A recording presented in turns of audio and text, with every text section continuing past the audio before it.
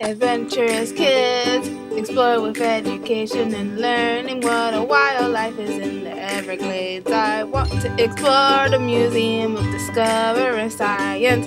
What plants do butterflies like? I want to know about Key West Adventurous Kids, learning and fun. Adventurous Kids!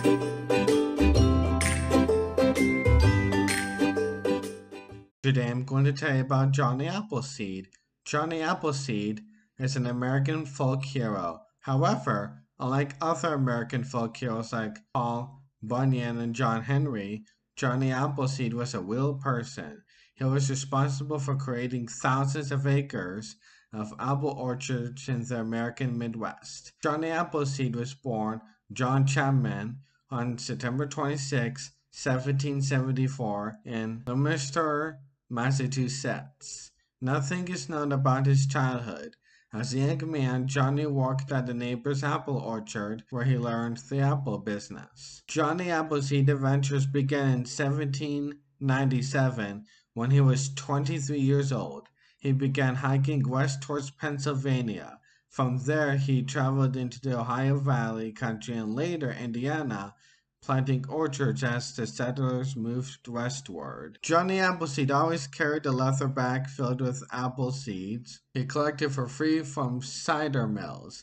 Legend says he was constantly planting them in open spaces in the forests, along the roadways and by the streams. However, research suggests he created numerous nurseries by carefully selecting the perfect planting spot, fencing it in with fallen trees and logs, bushes and vines, sowing the seeds and returning at regular intervals to repair the fence, tend the ground and sell the trees. He soon was known as the Appleseed Man, and later he became known only as Johnny Appleseed. Johnny Appleseed is described as a man of medium height, blue eyes, light brown hair, slender, wiry, and alert. Folklore has also described him as funny looking because of the way he dressed.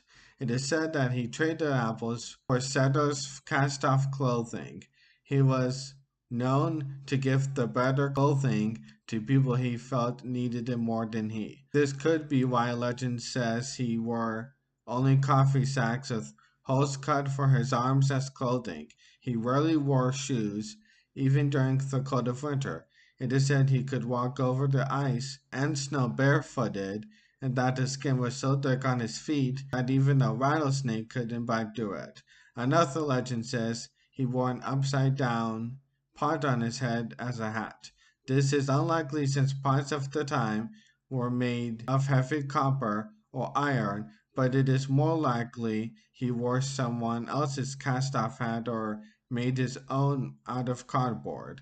He rarely sought shelter in a house, since he preferred to sleep in bare ground in the open forest with his feet to a small fire. None of the folk tales about Johnny Appleseed has ever been proved true.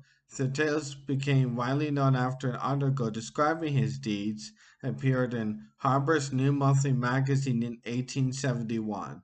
The article, called Johnny Appleseed, a Pioneer, was written by an author named W.B. Haley. In 1842, Johnny made his last trip back to Ohio after spending 50 years walking throughout the countryside.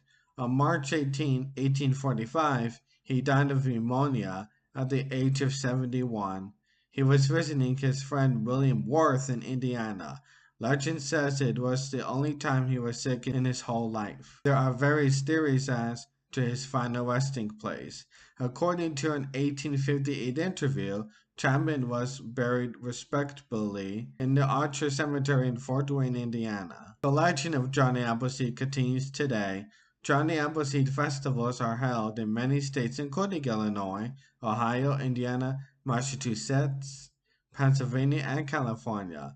In 1966, the U.S. Postal Service issued a 5-cent stamp commemorating Johnny Appleseed. Johnny Appleseed Day is celebrated on September 26 to honor the life of John Chapman, also known as Johnny Appleseed. It's a day to celebrate his legacy, his wisdom, and his swollen spreading apple trees across the United States. Thanks for watching this episode of Adventurous Kids. What did you learn today? Adventurous Kids! Adventurous Kids! What was the most interesting fact? Adventurous Kids! Adventurous Kids!